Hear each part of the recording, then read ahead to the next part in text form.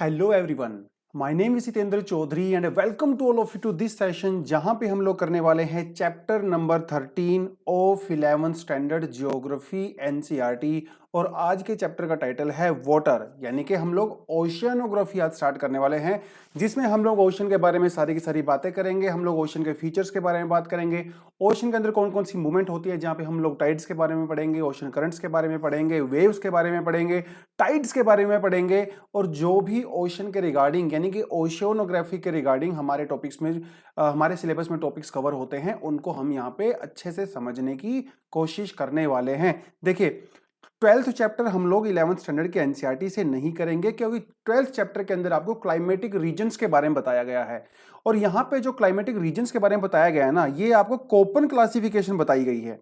इसलिए Köppen classification हम लोग नहीं करेंगे, because Koppen classification is not a part of our syllabus. Koppen classification हम लोग ज्योग्राफी के ऑप्शनल के सब्जेक्ट में करते हैं, जनरल स्टडीज में नहीं करते हैं। अगर आपको वर्ल्ड क्लाइमेट्स करने हैं तो आप उसको जीसी लियोंग से कवर कीजिए, ये बात पहले भी मैं आपको बता चुका हूं। एनसीईआरटी का जो 11th स्टैंडर्ड का 12th चैप्टर होता है, आप इसको पूरी तरह से इग्नोर कर सकते हो, आप इसको अवॉइड कर सकते हो, इसे करने की जरूरत नहीं है। अगर आप पहले ही इसको कर चुके हो तो दोबारा से इसको यहां से रिवीजन मत करना। कोपन क्लासिफिकेशन हमारे सिलेबस का पार्ट नहीं है। इससे आप जीसी लियोंग से जो चैप्टर 14 ऑनवर्ड्स होते हैं ना, 14, 15, 16, 17, 18, 19, तो वहां पे आप क्लाइमेटिक रीजन्स को पढ़िए। तो इसलिए हम इसको यहाँ पे कवर नहीं करेंगे। हम लोग आज करने वाले हैं इसलिए chapter number 13 and we will start our oceanography from this chapter. ठीक है, ज्यादा डिले नहीं करते हैं, सीधा करते हैं काम की बात। चलिए, कहता है कि हम बहुत लकी हैं, हम लोग जो धरती पे रहते हैं बहुत लकी हैं, क्योंकि हमारे पास वाटर है। और इसीलिए अर्थ को वाटर प्लेनेट भी कहा जाता है। और इस पूरे सोलर सिस्टम के अंदर ना, हमारे पूरे सोलर सिस्टम के अंदर वाटर एक रेयर कमोडिटी है। There is no water on the sun और anywhere else in the solar system. Solar system में सन के पास तो वाटर है ही नहीं, दूसरे प्लैनेट्स के पास भी वाटर नहीं है। वाटर का मतलब यहां पे यह है कि जिस तरह से वाटर यहां पे लिक्विड फॉर्म में पाया जाता है, उस तरह से लिक्विड फॉर्म में नहीं पाया जाता। मंगल ग्रह के ऊपर पास्ट में million and billions of years पहले हो सकता है वहां पे वाटर हो, लेकिन आज वहां पे लिक्विड स्टेट में वाटर नहीं मिलता है। फ्रोजन स्टेट में मिलता है, लेकिन उसे हम लोग वाटर इन लिक्विड स्टेट नहीं कह सकते। और क्योंकि अर्थ के ऊपर वाटर मिलता है, तो इसलिए अर्थ को कहा जाता है ब्लू प्लेनेट, क्योंकि जब भी आप वाटर को देखते हो तो आपको ब्लू कलर का नजर आता है। और हनी सिंह ने भी कहा था कि ब्लू है पानी पानी, है ना, तो इसलिए दोनों की बात हमें माननी पड़ेगी। So that is why we call it a blue planet. अब यहाँ पे बात करता है हाइड्रोलॉजिकल साइकिल की बात करता है। देखिए, हाइड्रोलॉजी एक साइकिल का मतलब क्या होता है? साइकिल मतलब जैसे सर्कल बनाते हो ना, तो सर्कल की या साइकिल की खास बात यह होती है कि जब आप मान लो यहाँ से चलना शुरू करते हो और चलते चलते आप उसी स्टार्टिंग पॉइंट पे पहुंच जाते हो जहां से आपने स्टार्ट किया था। ये खास बात होती है साइकिल की, किसी सर्कुलर पाथ की ये खास बात होती है। हाइड्रो मतलब वाटर, तो वाटर का जब हाइड्रोलॉजिकल साइकिल होता है, इसकी भी खास बात यही होती है। मतलब हमारी अर्थ के ऊपर जो वाटर है वो लगातार सर्कुलेट करता रहता है, from one system to another system, from one region to another region, वो सर्कुलेट करता रहता है। और ओवरऑल जो क्वांटिटी है वाटर की हमारे अर्थ के ऊपर वो सेम है। इसका मतलब यह है कि हमारी अर्थ के ऊपर कुछ एडिशनल वाटर ऐड नहीं होता, ना ही हमारी अर्थ से हमारा वाटर जो है वो रिड्यूस होता है। तो ओवरऑल क्वांटिटी उतनी ही है। हाँ, लेकिन एक बात है, ये जो वाटर है वो सर्कुलेट होता रहता है। ये जो सर्कुलेट होता है ना वाटर, इसी को कहते हैं हाइड्रोलॉजिकल साइकिल। तो हम इसको बार बार यूज करते रहते हैं और बार बार इसको रीयूज करते रहते हैं। तो ओशन वाटर की क्या खास बात होती है कि वो ओशन से लैंड की तरफ आता है, लैंड से दोबारा ओशन की तरफ चला जाता है, बात खत्म। तो वाटर कहां कहां पाया जाता है? ओशंस में पाया जाता है, रिवर्स में पाया जाता है, लेक्स में पाया जाता है, एटमॉस्फेयर के अंदर पाया जाता है, अंडरग्राउंड पाया जाता है, आइस कैप्स के अंदर पाया जाता है, फ्रोजन सोइल के अंदर पाया जाता है। यही तो वाटर के सोर्सेज होते हैं ना। और यहां से वाटर जो है वो एक जगह से दूसरी जगह में ट्रांसफर होता रहता है, लेकिन ओवरऑल क्वांटिटी जो है वो बिलियंस ऑफ ईयर्स तक अभी तक सेम है। जिसे कहते हैं हाइड्रोलॉजिकल साइकिल। ठीक है, हाइड्रोलॉजिकल साइकिल कहता है hydrological cycle is the circulation of water with in the earth hydrosphere in the different forms, यानी कि लिक्विड से सॉलिड में, सॉलिड से लिक्विड में, फिर गैस स्टेज में, इस तरह से वो चलता रहता है। And this there is a continuous exchange of water between oceans, land and our atmosphere, this is called your hydrological cycle. हमारी अर्थ के ऊपर 71% जो एरिया है वो वाटर से ढका हुआ है, ठीक है। लेकिन मोस्टली हमारा जो हाइड्रोस्फीयर है, वाटर जो है वो ओशन के अंदर ही है। देखिए यहाँ पे आपको दिखा देता हूं, ये टेबल आपको बेसिकली याद कर लेनी है, ठीक है, क्योंकि वो कई बार एग्जाम में जो है असेंडिंग ऑर्डर में और डिसेंडिंग ऑर्डर में पूछ लेता है कि वाटर की क्वांटिटी कहाँ पे, कौन से सोर्स में कितनी पाई जाती है। ओशन के अंदर 97.25% वाटर पाया जाता है। अर्थ के ऊपर जितना भी वाटर है उसका 97.25 ओनली ओशंस के अंदर ही पाया जाता है। अगर आप आइस कैप्स को भी इसमें इंक्लूड कर दोगे तो 2.05, तो अगर आप 97.25 को 2.05 को ऐड करोगे तो कितना हो जाता है 99.30%। तो इन दो सोर्स में ही 99.3% का वाटर होता है, बाकी बचा कितना 0.70। भैया बाकी के जितने भी सोर्स है ना उसमें 1% से भी कम वाटर है। और इसमें भी अगर आप ग्लेशियर को इंक्लूड कर दोगे और ग्राउंड वाटर को इंक्लूड कर दोगे तो वो हो जाता है 0.68%। बाकी बचा कितना 0.02%। तो अगर आप तीन सोर्सेज को निकाल दो तो ओनली 0.02% जो है बाकी के सोर्सेज में बचता है, जिसमें आपकी लेक्स आ जाती हैं 0.01, सोइल का मॉइस्चर आ जाता है 0.005, एटमॉस्फेयर का आ जाता है 0.001, स्ट्रीम्स एंड रिवर्स का आ जाता है 0.0001 और बायोस्फीयर का आ जाता है 0.00004। तो यहां पे आपको इसको असेंडिंग और डिसेंडिंग ऑर्डर में याद कर लेना है। वो आपसे एग्जाम में पूछ सकता है नहीं, ये पूछता भी है और यूपीएससी में पहले क्वेश्चन पूछा भी गया है। तो आपसे पूछ सकता है कि रिवर्स के अंदर जो है वो लेक्स से ज्यादा वाटर मिलता है या कम वाटर मिलता है। तो वो पूछ सकता है which of the following statement is true. उसमें एक आपको ऑप्शन दे सकता है that rivers has more water than the lakes, but that statement would be incorrect because river और स्ट्रीम के पास ओनली 0.0001 वाटर है और लेक्स के पास जो है 0.01 है। तो ये थोड़ा सा आपको इस तरह से याद कर लेना है। इवन सोइल के अंदर भी आपके रिवर से ज्यादा है, एटमॉस्फेयर के अंदर भी आपके रिवर से ज्यादा है। भैया रिवर्स में तो बहुत कहीं कम पानी पाया जाता है, रिवर्स में और स्ट्रीम्स में, है ना, छोटी छोटी जो स्ट्रीम्स होती हैं, कनाल्स होती है, आपको थोड़ा ध्यान रखना है। और अगर आप वाटर साइकिल की बात करो, जिसकी बात हमें अभी हम लोगों ने किया, ओशन से लैंड पे, लैंड से एटमॉस्फेयर में, एटमॉस्फेयर से अंडरग्राउंड में, अंडरग्राउंड से फिर से वाटर में, तो वो एक साइकिल चलता रहता है हमारा। तो water storage in oceans evaporation के थ्रू होता है, water in the atmosphere condensation precipitation के through, water storage in ice वो जो है जब पानी मेल्ट होता है तो दोबारा से स्ट्रीम का पार्ट बन जाता है, सरफेस रेन ऑफ मतलब जो बारिश होती है तो पानी बह जाता है ना, स्ट्रीम्स वगैरह में चला जाता है। ग्राउंड वाटर में जो स्टोरेज होता है वो आपका सी स्प्रिंग्स वगैरह के से जो है वो बाहर आ जाता है। आप यहाँ पे भी क्लियरली देख सकते हो, ये हाइड्रोलॉजिकल साइकिल का डायग्राम इसने बनाया है।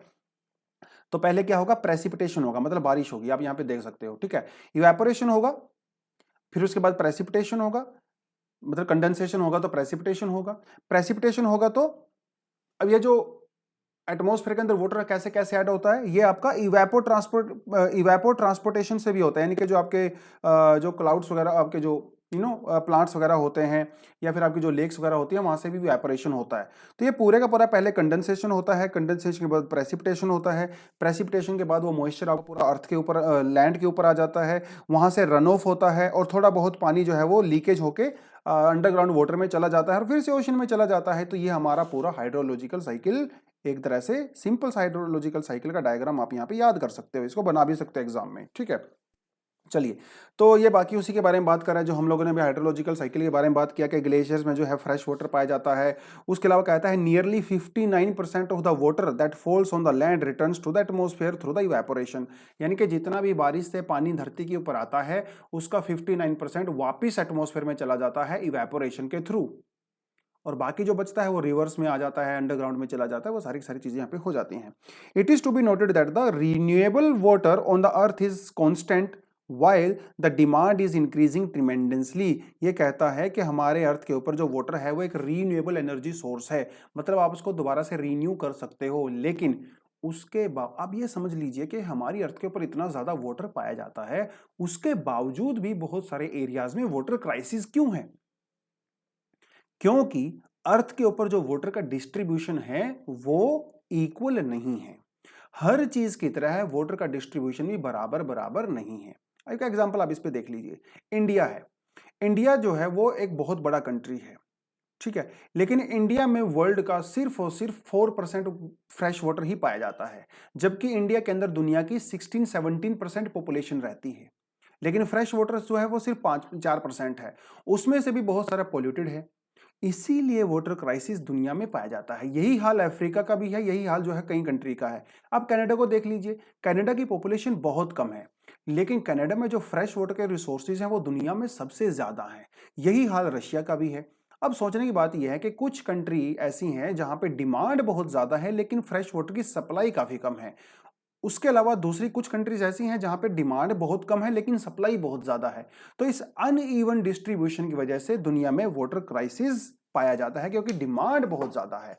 और पोल्यूशन की वजह से भी जो थोड़ा बहुत पानी हमारे पास पीने लायक होता है, यूज करने लायक होता है, वो वैसे ही खराब हो जाता है।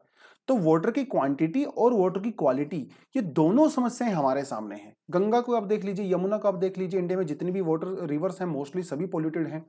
तो पहली बात हमारे पास पानी नहीं है, दूसरी बात जो थोड़ा बहुत पानी है उसको हम लोग पोल्यूट कर देते हैं, इसीलिए जो है वाटर क्राइसिस हमारे यहाँ पे पाया जाता है। ठीक है, चलिए अब बात करते हैं ओशन रिलीफ के बारे में। रिलीफ का मतलब होता है कि हमारे ओशन के बॉटम में कितने फीचर्स पाए जाते हैं। फर्स्ट वर्ल्ड वॉर से पहले, एक्चुअली फर्स्ट वर्ल्ड जब से सोनार की डिस्कवरी हुई, ठीक है, एक्चुअली फर्स्ट वर्ल्ड वॉर से और स्पेशली सेकंड वर्ल्ड वॉर के बाद बहुत टेक्नोलॉजिकल एडवांसमेंट हुआ। सेकंड वर्ल्ड वॉर से पहले ऐसा समझते थे दुनिया के लोग या साइंटिस्ट कम्युनिटी के अर्थ जो हमारे ओशन का जो बॉटम है, ओशन का जो फ्लोर है वो फीचरलेस है, या फिर उसके अंदर बहुत ही कम फीचर्स हैं।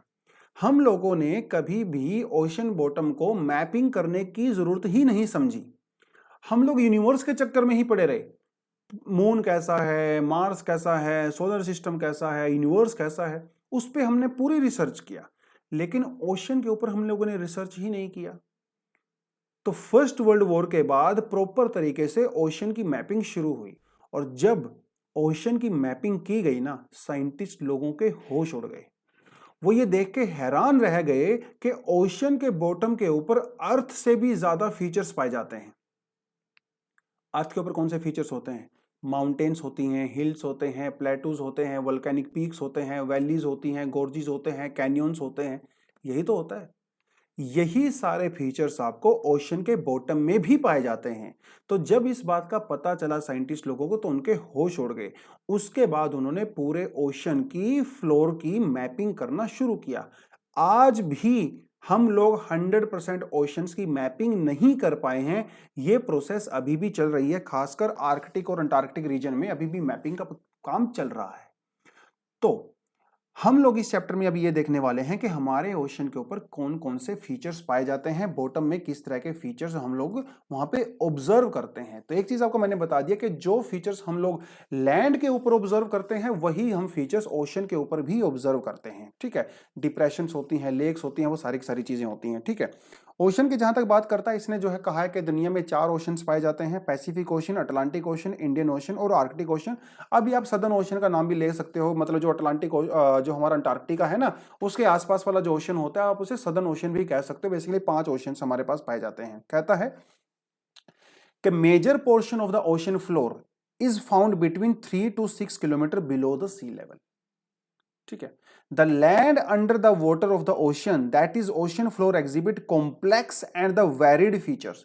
कॉम्प्लेक्स तो है ही, उसके साथ साथ वेरिएशन भी उसके अंदर पाई जाती है। The floor of the oceans are rugged, जैसे लैंड रगिड होती है वैसे ही होती है। वर्ल्ड्स लार्जेस्ट माउंटेन रेंज वहां पे पाई जाती हैं। मिड ओशनिक रिज हम ऑलरेडी कर चुके हैं, मिड अटलांटिक ओशनिक रिज। दुनिया की सबसे बड़ी माउंटेन रेंज आपकी अटलांटिक ओशन में पाई जाती है, जिसे हम लोग मिड अटलांटिक ओशन रिज कहते हैं। और अगर सारे के सारे ओशियानिक रिजिस को अगर आप जोड़ दोगे तो कम से कम 75,000 किलोमीटर की माउंटेन रेंज है, सबसे बड़ी माउंटेन रेंज है। डीपेस्ट ट्रेंचेस वहां पे पाई जाती हैं, लार्जेस्ट प्लेन्स वहां पे पाए जाते हैं। तो भैया ओशन फ्लोर पूरी तरह से डायनेमिक होता है और ये चेंज होता रहता है। हमारी अर्थ की तरह ये भी काफी रंगीला है, मतलब वहां पे भी अलग तरह की टोपोग्राफी आपको देखने को मिलती है। और उसका कारण क्या है? उसका कारण वही है जो हम लोगों ने एंडोजेनिक और एक्सोजेनिक फैक्टर्स में पढ़ा। Tectonic activities, volcanic activities, depositional processes, erosional processes, वो सब आपका ओशन के अंदर भी होता है। इवन ओशन के अंदर तो इरोजन ज्यादा होता है क्योंकि वहां पे तो वाटर लगातार मूव करता रहता है। विंड इरोजन नहीं होता लेकिन वाटर इरोजन वहां पे बहुत भयंकर तरीके से होता है। खैर, अब बात कर लेते हैं कि हमारे ओशन के अंदर कौन कौन से फीचर्स पाए जाते हैं। हमारे ओशन में अकॉर्डिंग टू एनसीईआरटी 4 सबसे बड़े फीचर पाए जाते हैं। तो हमारे ओशन के अंदर जितने भी फीचर है ना, इसको हम लोगों ने 2 कैटेगरी में डिवाइड कर लिया। एक को कहा गया है मेजर फीचर्स, दूसरे को कहा गया माइनर फीचर्स। मतलब जो छोटे मोटे फीचर्स होते हैं, एक बड़े वाले होते हैं। तो बड़े वाले फीचर्स को 4 फीचर्स हमारे पास। पहला होता है जिसे कहते हैं कॉन्टिनेंटल शेल्फ, दूसरे को कहते हैं कॉन्टिनेंटल स्लोप, तीसरे को कहते हैं डीप सी प्लेन्स और चौथे को कहते हैं ओशन डीप सी। से आप लोग ट्रेंचेस का नाम भी दे सकते हो। ये तो होते हैं 4 मेजर फीचर्स। उसके अलावा कुछ माइनर फीचर्स भी होते हैं जैसे ridges, hills, seamounts, guyots, trenches, canyons etcetera etcetera. ठीक है, ये कुछ माइनर फीचर्स भी होते हैं। तो अभी हम लोग एक एक करके मेजर फीचर्स को और माइनर फीचर्स को पढ़ेंगे। ठीक है, चलिए करते हैं सीधी काम की बात। एक बार आपको थोड़ा सा मैं डायग्राम दिखा देता हूं। इसने कहीं ना कहीं डायग्राम दिया होगा, इसने इस वाले डायग्राम को हम लोग कंसिडर नहीं करेंगे। हम लोग अपने डायग्राम को कंसिडर कर सकते हैं। ठीक है, देखिए यहाँ ये रहा। तो आपके सामने जो स्क्रीन पे है ना, ये हमारे ओशन फीचर्स हैं। क्या है? Ocean features. ये जो ब्लू कलर का आपको यहाँ पे लाइन दिखाई दे रही है, ये है वाटर। और इसके नीचे जो ये आपको ये वाला ऑरेंजिश टाइप का थोड़ा दिख रहा है ना, ये सब आपका ओशन का बॉटम है। ठीक है, मतलब ये आपका ओशन क्रस्ट है बेसिकली। देखिए, ये है आपकी कॉन्टिनेंटल शेल्फ। यहां तक आपकी जो है कॉन्टिनेंटल शेल्फ है। अगर कभी आप कोस्टल एरिया में गए हो, किसी बीच के ऊपर गए हो, तो जैसे ही आप पानी के अंदर जाते हो तो एकदम से गहराई थोड़ी आती है। धीरे धीरे पानी गहरा होता चला जाता है। पहले आपके जो है वो पैरों तक आता है, फिर घुटने तक आता है, फिर ऊपर टांगों तक आता है, फिर चेस्ट तक आता है, फिर वो आपके नाक से ऊपर चला जाता है और फिर जो है जाके वहां पे डूब जाते हो। ऐसा ही तो होता है। तो जब आप पानी के अंदर कदम रखते हो ओशियन के अंदर, तो आपको ऐसा लगता है कि मैं तो लैंड के ऊपर ही चल रहा हूं। It is just an extension of the land. मतलब ये जो कॉन्टिनेंट के आप ऊपर खड़े हो उसकी एक्सटेंशन है। लेकिन एक टाइम ऐसा आता है जब आप यहां से चलना धीरे धीरे स्टार्ट करते हो, एक टाइम ऐसा आता है धीरे धीरे आप डूबना शुरू कर देते हो और एकदम जो है बहुत डेप्थ आ जाती है। मतलब जो यहाँ पे ग्रेडियंट था वो ग्रेडियंट एकदम स्टीप हो जाता है, डेप्थ एकदम से इंक्रीज हो जाती है। ठीक है, और अगर आपको तैरना नहीं आता तो राम नाम सत्य हो जाता है। तो ये वाला जो एरिया होता है ना, जहां पे ग्रेडियंट बहुत ही स्मूथ होता है, यहां पे ग्रेडियंट आपका जो है 1 डिग्री या 1 डिग्री से भी कम होता है। It just looks like an extension of the continent. ऐसा लगता है कि लैंड के ऊपर वाटर आ गया है, थोड़ा सा वाटर लेवल इंक्रीज हो गया है। ठीक है, that is called your continental shelf. इसके नाम के अंदर ही कॉन्टिनेंट है, तो इसका मतलब it's a part of continent. ठीक है, जिसे कहते हैं कॉन्टिनेंटल शेल्फ। ये काफी मेजर फीचर होता है। ठीक है, तो इसके बारे में जो कुछ जानकारी यहाँ पे जो दे रखी है हम उसको यहाँ पे कर लेते हैं। ठीक है, कहता है continental shelf is the extended margin of the continent. मतलब जो मैंने आपको बात बताई वही कह रहा है। It is the shallowest part. काफी शैलो होता है, डीप तो होता नहीं है। डीप होता तो आप डूब जाते, राइट। शैलो होता है, बच्चे भी वहां पे जाके खेलते हैं, कूदते हैं। ठीक है, इसका जो स्लोप होता है वो 1% से भी कम होता है, 1% या 1% से भी कम होता है। ठीक है, जैसे जैसे आप बढ़ते हो एकदम से वो डीप वाला जो पॉइंट आता है ना, इसे बोलते हैं शेल्फ ब्रेक। इसे बोलते हैं शेल्फ ब्रेक। कहता है width of the continental shelf जो है वो प्लेस टू प्लेस चेंज होती रहती है। कई जगह पे आपको ऐसा मिलेगा कि जो कॉन्टिनेंटल शेल्फ जो है उसकी विड्थ बहुत ज्यादा है, 1500 किलोमीटर तक जा सकती है। कहीं कहीं पे वो बहुत कम भी होती है। अगर आप एवरेज कॉन्टिनेंटल शेल्फ की विड्थ की बात करोगे तो it is 80 kilometre, but it changes. अगर आप साइबेरिया में चले जाओगे, है ना, रशिया और आर्कटिक के उस तरफ चले जाओगे, तो इसकी विड्थ 1500 किलोमीटर तक भी जा सकती है, साइबेरियन शेल्फ जिसको बोलते हैं। ठीक है, लेकिन आप अगर चिली में चले जाओ, सुमात्रा में चले जाओ, जहां पे आपको ओशैनिक कॉन्टिनेंटल कन्वर्जेंस देखने को मिलता है। देखिए दिखा देता हूं आपको, मैं हर चीज मैं आपको डायग्राम से दिखाने की कोशिश करता हूं। देखिए, ये है आपका, यहां पे आपको जो है एक कन्वर्जेंस बाउंड्री है ना, कन्वर्जेंट बाउंड्री है। जहां पे पैसिफिक प्लेट और साउथ अमेरिकन प्लेट वो एक दूसरे के नीचे जा रही हैं। तो जहां जहां पे आपको कन्वर्जेंट प्लेट बाउंड्रीज मिलती हैं वहां पे आपको बहुत वाइड कॉन्टिनेंटल शेल्फ देखने को नहीं मिलती है। ठीक है, कॉन्टिनेंटल शेल्फ देखने को नहीं मिलती। आप यहां से इस व्हाइट कलर से ही अंदाजा लगा सकते हो। आपके पास जो एटलस होगा उस एटलस में देखना, आप ये जो व्हाइट कलर का आपको नजर आता है ना, ये जो आपको व्हाइट व्हाइट कलर का जो कोस्टल एरिया में नजर आता है, ये कॉन्टिनेंटल शेल्फ होती है। इस तरफ देखिए, व्हाइट आपको दिखेगा ही नहीं क्योंकि कॉन्टिनेंटल शेल्फ जो है बहुत ज्यादा नैरो होती है। लेकिन अगर आप साइबेरिया में देखोगे, ये देखो ऊपर देखो, साइबेरिया में अगर आप देखते हो तो हर जगह आपको व्हाइट व्हाइट कलर का ही नजर आता है। ठीक है, क्योंकि यहाँ पे कॉन्टिनेंटल शेल्फ बहुत ही ज्यादा वाइड होती है। ठीक है जी, आप इंडिया में भी देखोगे, इंडिया में जो वेस्टर्न मार्जिन है यहाँ पे कॉन्टिनेंटल शेल्फ जो है थोड़ी सी वाइड होती है, लेकिन जो ईस्टर्न कोस्ट है यहाँ पे कंपैरेटिवली कॉन्टिनेंटल शेल्फ थोड़ी सी कम होती है। ठीक है, उतनी ज्यादा वाइड नहीं होती। तो यही थोड़ा सा आपको देखना पड़ेगा कि जो कॉन्टिनेंटल शेल्फ है इसकी जो विड्थ है वो चेंज होती रहती है। Now let's talk about it's depth. इसकी डेप्थ भी चेंज होती है, लेकिन बहुत ज्यादा डीप नहीं होती है, क्योंकि ऑलरेडी मैं आपको बता चुका हूं कि जो कॉन्टिनेंटल शेल्फ बहुत ही शैलो होती है। तो इसकी जो मैक्सिमम डेप्थ होती है ना वो 600 मीटर तक जा सकती है, और मिनिमम जो इसकी डेप्थ होती है वो 30 मीटर ही होती है। इसका मतलब बहुत ज्यादा नहीं होती। अब आप एक चीज को समझिए कि जो आपकी रिवर्स होती हैं, ठीक है, तो रिवर जो सेडिमेंट्स लेके आएंगी वो कहां पे डिपॉजिट करेंगी भैया? वो तो कॉन्टिनेंटल शेल्फ में करेंगी ना। आपके जो डेल्टा होता है, डेल्टा कहां पे बनता है, एस्चुरी कहां पे बनती है? वो कॉन्टिनेंटल शेल्फ एरिया में ही तो बनती है। इसका मतलब जो सबसे बड़े सेडिमेंट्स होते हैं, जो थिकेस्ट जो सेडिमेंट्स होते हैं, जो रिवर्स और ग्लेशियर और विंड वगैरह से आते हैं, वो आपका कॉन्टिनेंटल शेल्फ एरिया में ही मिलते हैं।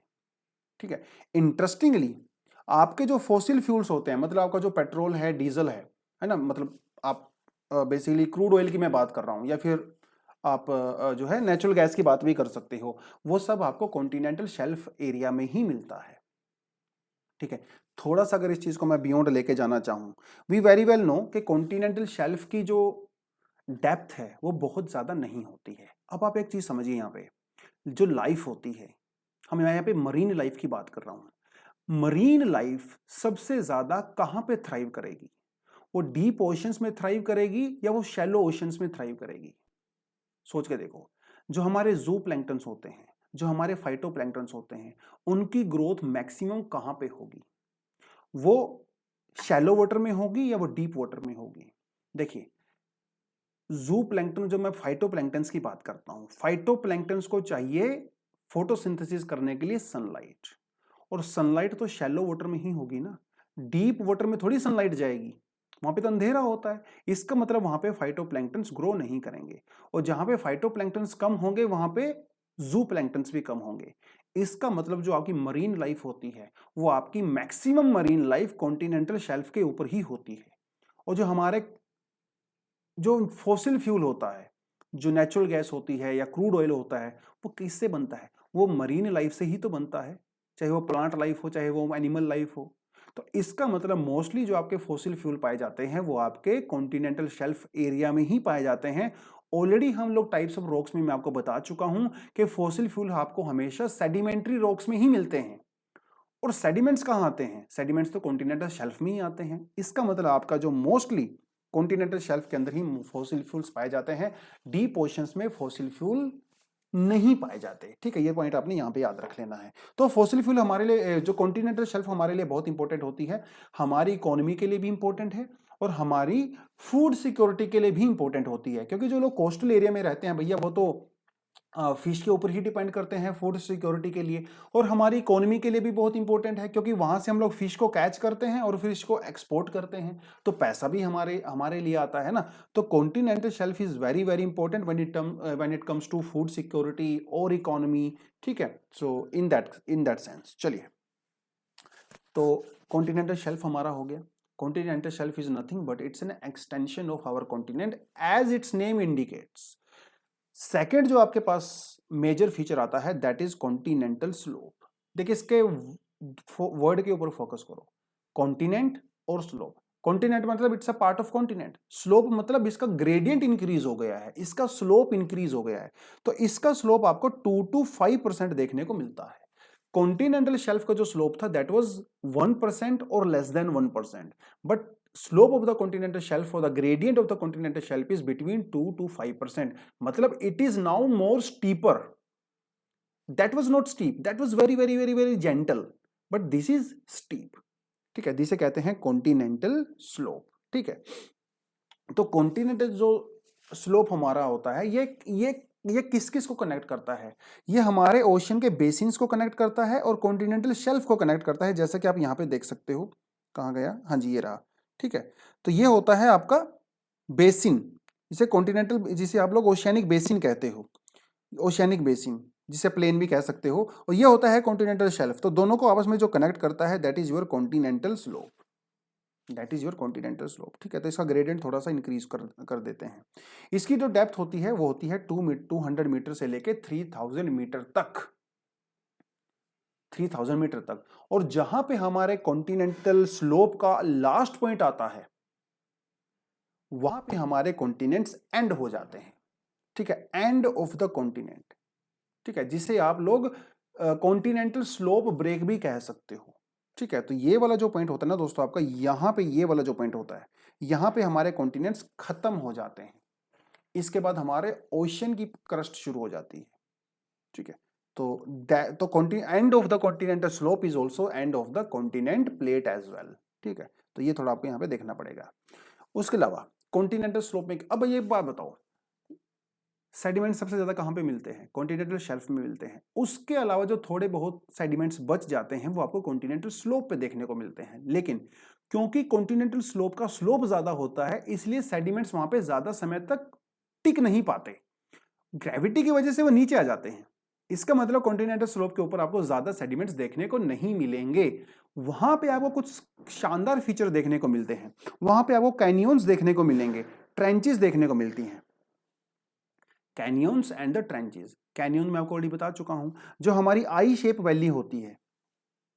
ठीक है, जो साइडों से वर्टिकल होती है, तो नीचे से बॉटम से लेकर टॉप तक एकदम बराबर विड्थ होती है, इसे कहते हैं कैनियन. ठीक है, ये भी हम लोगों ने किया था. ठीक है, ये भी हम लोगों ने किया था. तो हम लोगों ने जब वैलीज पढ़ी थी तो वहां पे हम लोगों ने पढ़ा था कैनियंस के बारे में. तो ये जो स्टेप्ड टाइप की वैली होती है आपके, this is also called canyon. ये हमारा होता है गोर्ज. ठीक है, तो canyon is also subset of the गोर्ज. ठीक है, तो ये कैनियंस आपको देखने को मिलते हैं. अब बोलोगे सर कैनियंस वहां पे कैसे आ गए? कैनियंस तो तब आते हैं ना जब रिवर जो है वो वर्टिकल इरोजन करती हैं. यहां पे रिवर्स कहां से आती हैं? जैसे आप गंगा का एग्जांपल लो. गंगा रिवर जब कॉन्टिनेंटल शेल्फ में एंट्री किया उसने, तो कॉन्टिनेंटल शेल्फ में उसने सेडिमेंट को डिपॉजिट किया. अब वो जो वाटर का फ्लो है, ऐसा तो नहीं है कि ओशन के अंदर जाके एकदम से रुक जाएगा. वो रिवर का जो फ्लो है ना, वो आगे भी चलता रहता है, और वो फाइनली कॉन्टिनेंटल स्लोप में जाके एंड होता है, जहां पे वो कैनियंस बनाती हैं. एक तो इसका रीजन ये हो गया. एक रीजन इसका ये होता है कि हिस्टोरिकली पास्ट में जब ओशन का वाटर का लेवल नीचे हुआ करता था, उस समय रिवर ने वहां पे कैनियन बनाया था. लेकिन आज प्रेजेंट में क्योंकि ओशन का वाटर का लेवल इंक्रीज हो गया है, तो वो कैनियन आज भी वहां पे प्रेजेंट है. इस वजह से भी वहां पे कैनियन बनता है. और हम सबको पता है कि ओशन का वाटर जो है वो हिस्टोरिकली कम और ज्यादा होता रहता है. तो कभी जब ओशन का वाटर नीचे गया होगा तो कैनियन डीप हो गया होगा. जब वहां पे ओशन का वाटर लेवल इंक्रीज हो गया तो कैनियन जो है वो थोड़ा कम हो गया होगा. फिर से जब वहां पे वाटर लेवल नीचे गया होगा तो फिर से कैनियन डीप हो गया होगा. इसीलिए हमें वहां पे कैनियंस वगैरह, गोर्ज, कैनियंस, वैलीज वगैरह पाई जाती हैं. ठीक है, यही इसका रीजन होता है. खैर, अगला जो फीचर होता है हमारे पास वो होता है deep sea plains. Deep sea plain. ठीक है, आप यहां पे देख सकते हो, ये होते हैं हमारे deep sea plains. Deep sea plain हमारी अर्थ के ऊपर सबसे ज्यादा स्मूदेस्ट पार्ट होते हैं. एक्सटेंसिव प्लेन, हजारों हजारों किलोमीटर तक सिर्फ और सिर्फ प्लेन नजर आता है और कुछ भी नजर नहीं आता, सिर्फ और सिर्फ प्लेन. और डार्क होता है. डार्क तो होगा ही, जब वहां पे सनलाइट ही नहीं जाएगी तो भैया डार्क तो होगा. और काफी ठंडा पानी भी होता है. देखो 0 डिग्री नहीं हो सकता, क्योंकि 0 डिग्री होगा तो वो पूरा फ्रोजन हो जाएगा ना. तो लेकिन काफी ठंडा होता है, 2-3-4 डिग्री के आसपास होता है और डार्क होता है. तो ये सोच के आपको ऐसा लग रहा होगा शायद वहां पे लाइफ नहीं होती होगी. क्योंकि लाइफ के लिए तो भैया हीट चाहिए, है ना। लेकिन वहां पे भी लाइफ होती है, इतनी ज्यादा अबंडेंट नहीं होती जितनी कॉन्टिनेंटल शेल्फ में होती है, लेकिन फिर भी वहां पे लाइफ होती है, स्पेशल तरह की लाइफ वहां पे पाई जाती है। और ये साइंटिस्ट लोगों के लिए बहुत हैरानी करने वाला एक टॉपिक है कि लाइफ एक्चुअली वहां पे सस्टेन कैसे करती है। देखिए, हम लोगों ने पहले पढ़ा था कि हमारे अर्थ के ऊपर जो मोस्टली हीट हमें मिलती है, एनर्जी, वो सन से मिलती है, लेकिन थोड़ी बहुत जो हीट होती है वो जियोथर्मल एनर्जी से भी हमें मिलती है। जो लगातार नीचे से वोल्केनिक इरप्शंस होते रहते हैं उससे भी तो हीट मिलती है ना। तो ओशन के फ्लोर पे जहां जहां पे थोड़ा बहुत हीट मिलती है वहां पे लाइफ सरवाइव करती है। और ये स्पेशल तरह की लाइफ होती है जो बहुत कम लाइट में और बहुत कम ऑक्सीजन में और बहुत कम टेम्परेचर पे सरवाइव कर सकती है। ठीक है, तो ये मत सोचना कि वहां पे लाइफ नहीं मिलती, डेफिनेटली वहां पे लाइफ मिलती है, बट उतनी नहीं मिलती जितनी डेफिनेटली कॉन्टिनेंटल शेल्फ में होती है। तो जो मछलियां मछलियां आपको उस तरह की वहां पे देखने को नहीं मिलती हैं। So these are called your deep sea plains, जिसे आप अबीसल प्लेन भी कहते हो। अबीसल प्लेन, अबिस का मतलब होता है जो कभी खत्म नहीं होता, मतलब बहुत ज्यादा एक्सटेंसिव होता है। तो they are very gently sloping areas, flattest और स्मूदेस्ट रीजन होते हैं अर्थ के ऊपर। इसकी जो एवरेज एवरेज जो डीप डेप्थ होती है दैट इज 3000 मीटर से लेके 6000 मीटर तक, मतलब काफी डीप होते हैं। यहां पे भी सेडिमेंट्स पाए जाते हैं, क्योंकि जो कॉन्टिनेंटल स्लोप से सेडिमेंट आए थे ग्रेविटी की वजह से, वो कहां जाएंगे, वो आपका एबिसल प्लेन के ऊपर ही तो जाएंगे। उसके अलावा जो थोड़ी बहुत मरीन लाइफ वहां पे मिलती है उसके सेडिमेंट भी वहां पे होते हैं। उसके अलावा जो मीटियोर्स वगैरह होते हैं जो बर्न हो जाते हैं, ओशन में गिरते हैं, तो वो भी उनके मीटियोर्स के जो सेडिमेंट्स होते हैं, वेस्ट जो होता है वो भी आपका अबिसल प्लेन पे जाके ही डिपॉजिट हो जाता है। तो थोड़े बहुत सेडिमेंट्स आपको वहां पे भी देखने को मिलते हैं। ठीक है, जैसे क्ले हो गया, सिल्ट हो गया, ना बहुत बारीक वाला जो है सेडिमेंट होता है जो एक्चुअली वहां पे जाके ट्रेवल कर सकता है, कोई दिक्कत नहीं है। स्पेशल तरह के सेडिमेंट्स भी वहां पे देखने को मिलते हैं जिसे ऊज कहते हैं। ठीक है, ऊज याद रख लेना इसको, ऊज। ठीक है, ये हो गए हमारे तीन feature. Let's talk about the fourth feature. Fourth feature is oceanic deeps and the trenches. ठीक है, ट्रेंचेस कहां पे मिलते हैं ऑलरेडी हम लोग अपने प्रीवियस क्लास में कर चुके हैं जब हम लोग ने प्लेट टेक्टोनिक पढ़ा था। मतलब एक जैसे आपके यहाँ पे एक ओशियानिक प्लेट होती है और एक यहाँ पे ओशियानिक प्लेट होती है, जहां पे एक ओशियानिक प्लेट दूसरे ओशियानिक प्लेट के नीचे जाके कन्वर्ज होती है, सबसाइड करती है, वहां पे बनती है ट्रेंच। इसी तरह से जो एक कॉन्टिनेंटल प्लेट होती है और दूसरी हमारी ओशियानिक प्लेट होती है, यहां पे भी बनती है ट्रेंच। इसे हम लोग ट्रेंच कहते हैं, मतलब डीप, ओशन डीप्स भी कह सकते हैं और ट्रेंचेस भी कह सकते हैं। This is also the major feature. कहता है कि ट्रेंचेस जो होते हैं these are the deepest part of our oceans. इसकी जो साइड्स होती हैं वो काफी ज्यादा स्टीप होती हैं, नैरो होती हैं, और they are some 3 to 5 kilometre deeper than the surrounding ocean floor. आप यहाँ पे देख सकते हैं, देखिए ये आपकी ट्रेंच है, तो जो सराउंडिंग फ्लोर होता है उससे 3 से 5 किलोमीटर तक जाके डीप होती है। आप कमेंट सेक्शन में ये बताओगे कि इस दुनिया की जो सबसे डीपेस्ट जो ट्रेंच है उसका नाम क्या है और वो कौन से ओशन में पाई जाती है, पैसिफिक में पाई जाती है, इंडियन में, अटलांटिक में, आर्कटिक, आप ये बताओगे मुझे। ठीक है, कमेंट सेक्शन में। तो ये जो सराउंडिंग एरिया होता है इससे 3 से 5 किलोमीटर तक वो डीप हो सकती है। इसकी जो साइड्स होती हैं काफी ज्यादा स्टीप होती हैं, बहुत गहरा होता है, अंधेरा होता है, ठंडा होता है। ठीक है, वो सारी की सारी चीजें यहाँ पे हैं। They occur at the base of the continental slope. Already आपको बता चुका हूं कि जो कॉन्टिनेंटल स्लोप होता है तो वहां पे कन्वर्जेंस प्लेट बाउंड्रीज मिलती हैं जहां पे आपको ट्रेंचेस देखने को मिलती हैं। ठीक है, और एक्टिव वोल्केनोज जो है से एसोसिएटेड होता है ऑलरेडी, डेफिनेटली जब आपकी कन्वर्जेंस होगा तो वहां पे वोल्केनिक इरप्शन भी होता है ना, ये कोई बताने की जरूरत नहीं है। तो ये आपकी प्लेट होती है जो कन्वर्ज हो रही है, ये आपकी दूसरी प्लेट है, तो यहीं से तो आपका जो मैग्मा चैम्बर बनता है और बाद में वोल्केनिक इरप्शन होता है ना, वोल्केनिक इरप्शन होता है और वोल्केनोज आप यहाँ पे इस तरह से बन जाते हैं। तो आपके जो ट्रेंचेस होते हैं वो हमेशा आपके वोल्केनिक इरप्शन से एसोसिएटेड होते हैं। जहां पे आपको ट्रेंच मिलेगी समझ लो वहां पे आपको वोल्केनिक पीक्स भी देखने को मिलेंगे। ठीक है, कहता है इस दुनिया में, और जहां पे वोल्केनोज होगा, जहां पे कन्वर्जेंस होगा, डाइवर्जेंस होगा, वहां पे अर्थक्वेक भी आपको देखने को मिलते हैं। रिंग जो आपकी रिंग ऑफ फायर है उसको हम लोग ऑलरेडी कर चुके हैं, है ना। दुनिया में अब तक जो है 57 ट्रेंचेस को डिस्कवर किया जा चुका है, जिसमें से सबसे ज्यादा जो है वो पैसिफिक ओशन में है 32, उसके बाद 6 हमारी जो है इंडियन ओशन में है और 19 आपकी अटलांटिक ओशन में होती है। इस डेटा को आप डेफिनेटली अपने हिसाब से अपडेट कर सकते हो। ठीक है, और आपको अपडेट करना भी चाहिए। हालांकि यूपीएससी में इतने ज्यादा इस तरह के क्वेश्चंस पूछता नहीं है, लेकिन फिर भी अगर किस्मत खराब है तो भैया पूछ भी सकता है। So these are the major features जो हम लोगों ने करे। 4 मेजर फीचर हम लोगों ने करे हैं, कॉन्टिनेंटल शेल्फ, कॉन्टिनेंटल स्लोप, ठीक है, ट्रेंचेस और अबिसल प्लेन, जिसे डीप सी प्लेन भी आप कह सकते हो। Now let's talk about the minor features. Minor feature में सबसे पहले आपका आता है mid oceanic reach. Mid oceanic reach के बारे में ऑलरेडी हम लोग अच्छे से कर चुके हैं कि जब नीचे से मैग्मा आता है तो हमारा जो लिथोस्फीयर होता है उसको ब्रेक कर देता है। लिथोस्फीयर जब ब्रेक होता है तो वहां से मैग्मा ऊपर की तरफ आता है और जिससे हमारी नई क्रस्ट जनरेट होती है। ऑलरेडी हम लोग मिड ओशियानिक रीज में इसको पढ़ चुके हैं, जहां पे नई क्रस्ट ओरिजिनेट होती है। ठीक है, तो ये जो मिड ओशियानिक रीज होता है ना, ये आपका माइनर फीचर कहा जाता है, माइनर फीचर। और मिड ओशियानिक रीज का मतलब ये होता है कि यहाँ पे आपको माउंटेन रेंज देखने को मिलती है, और ये माउंटेन रेंज जो है के बीच में क्या होता है, बीच से मैग्मा आ रहा होता है, तो एक तरफ माउंटेन रेंज इधर होती है और एक माउंटेन रेंज इधर होती है ना, तो इस तरह से होती है।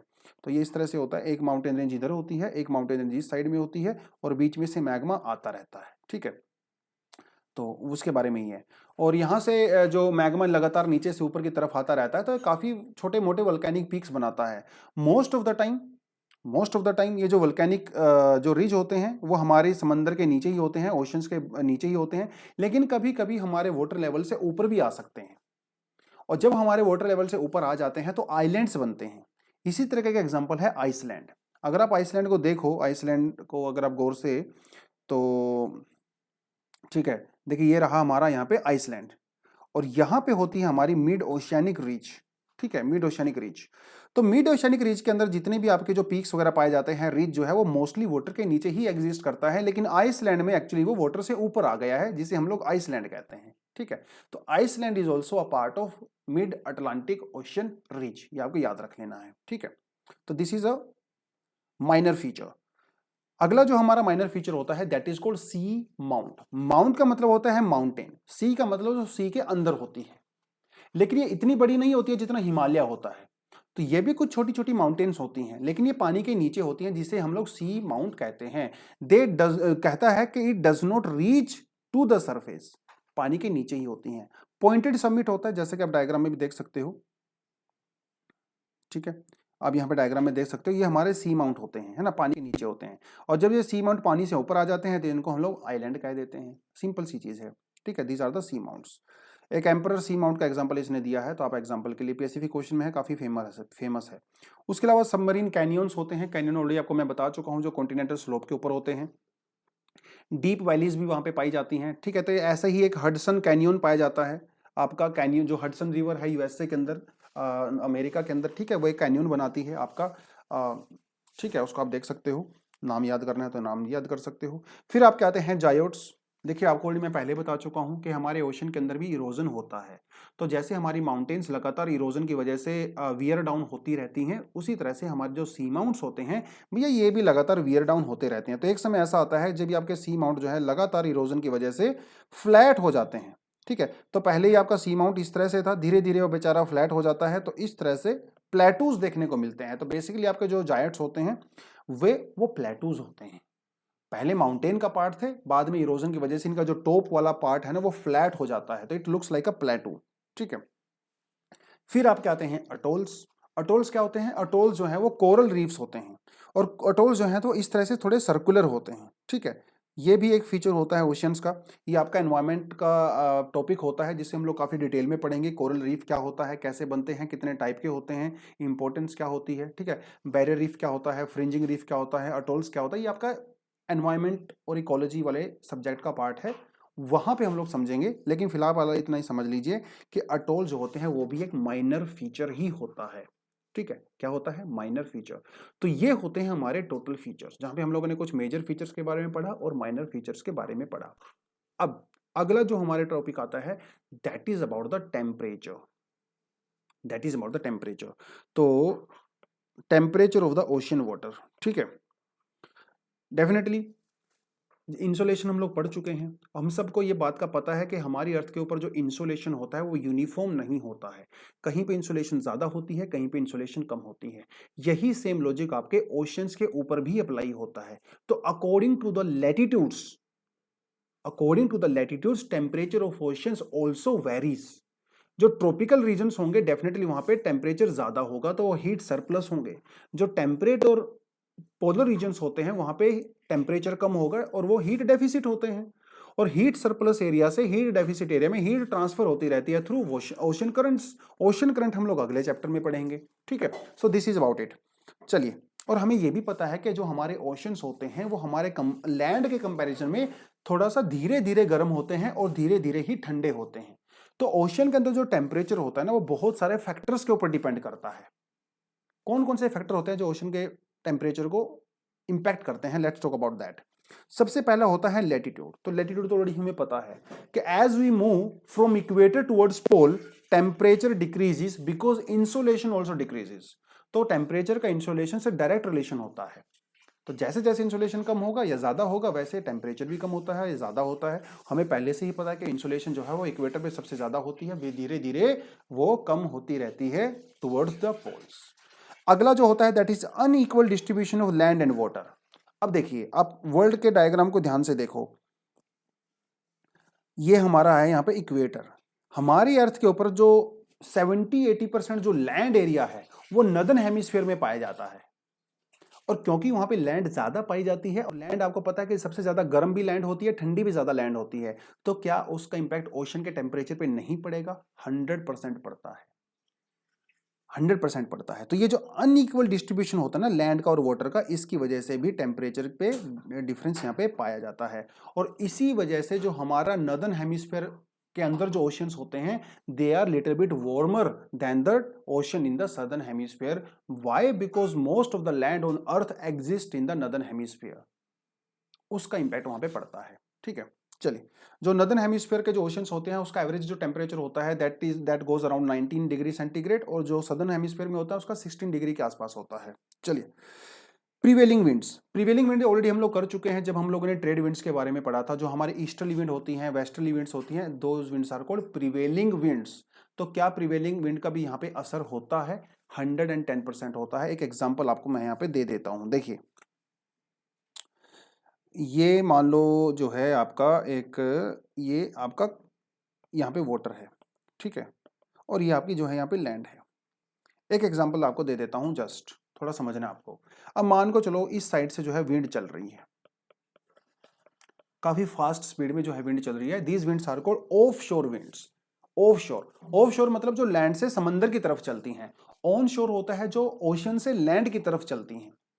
अब ये विंड क्या करेंगी? आपको पता है कि विंड जो है वाटर के साथ फ्रिक्शन करेगा, और विंड जो है वो वाटर के अंदर मूवमेंट भी क्रिएट करता है। तो ये इस वाटर को इस साइड से जो है इस साइड में लेके चली जाएंगी।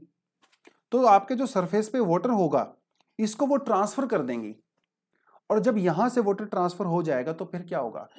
बॉटम से वाटर जो है ऊपर की तरफ आ जाएगा।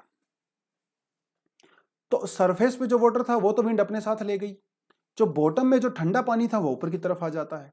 इसका मतलब जहां पे ऑफशोर विंड चलती हैं वहां पे कोस्टल एरिया में ओशन का जो टेम्परेचर है वो कंपैरेटिवली कम होता है, कम होता है। लेकिन ये जो गर्म पानी था ये कहां जाएगा? ये जाएगा दूसरी कोस्ट के ऊपर। एग्जांपल आपको देता हूं, जैसे जैसे ठीक है, हम लोग यहां का एग्जांपल ले लेते हैं। अब यहां पे जो है इस तरह से ऑफशोर विंड चलती हैं जिसे हम लोग ईस्टर्ली विंड्स कहते हैं। तो इसका मतलब अफ्रीका के इस साइड से जो गर्म पानी है वो गर्म पानी को ये हवाएं अपने साथ लेके आएंगी और ब्राजीलियन कोस्ट पे जाके उसको डिपॉजिट कर देंगी। तो अफ्रीकन कोस्ट पे क्या होगा? बॉटम से ठंडा पानी ऊपर की तरफ आएगा जिसे हम लोग अपवेलिंग कहते हैं। क्या कहते हैं? अपवेलिंग, मतलब पानी नीचे से ऊपर की तरफ आ रहा है।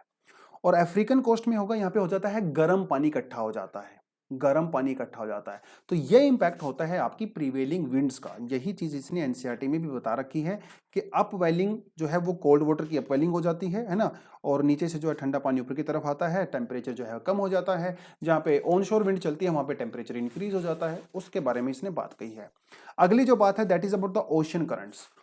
ओशन करंट भी हमारे ओशन के टेम्परेचर को, डिस्ट्रीब्यूशन को इंपैक्ट करते हैं।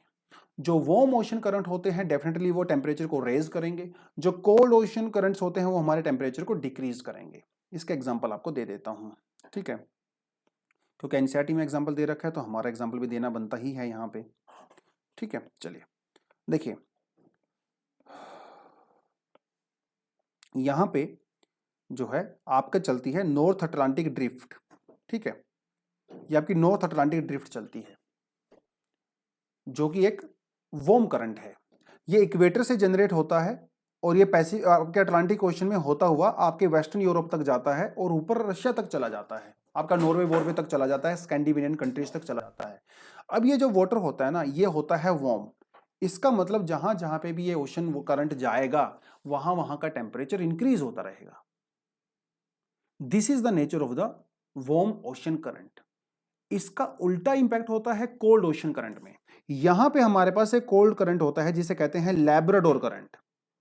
अब लैब्राडोर करंट क्योंकि कोल्ड करंट होता है, इसका मतलब जहां जहां पे इस करंट का पानी जाएगा वो एरिया ठंडे हो जाएंगे, वहां पे ओशन का टेम्परेचर जो है कम हो जाता है। This is the impact of ocean currents on the distribution of the temperature. So it depends कि वहां पे कोल्ड करंट है या वहां पे वार्म करंट है, उसके अकॉर्डिंग ही टेम्परेचर का नेचर वहां पे चेंज हो जाता है। ओशन करंट के बारे में जो है ज्यादा डिटेल में हम लोग अगले चैप्टर में पढ़ने वाले हैं, जहां पे हम पूरा ओशन करंट के बारे में अच्छे से डिस्कशन करने वाले हैं, ठीक है। उसके अलावा ये तो चीजें हो गई, उसके अलावा कुछ और फैक्टर भी होते हैं जो हमारे टेम्परेचर के डिस्ट्रीब्यूशन को इंपैक्ट करते हैं। जैसे अब ये तो जैसे अटलांटिक ओशन, इंडियन ओशन, तो ये तो बड़े बड़े ओशन हो गए ना, ओपन ओशन होते हैं। उसके अलावा कुछ हमारे पास थोड़े से एनक्लोज्ड ओशन भी होते हैं, जैसे मेडिटेरेनियन ओशन की अगर आप बात करो, Mediterranean ocean is not an open ocean, है ना, it's like a semi open, semi enclosed होता है। जैसे आपका रेड सी होता है, ठीक है, आपका ब्लैक सी हो गया।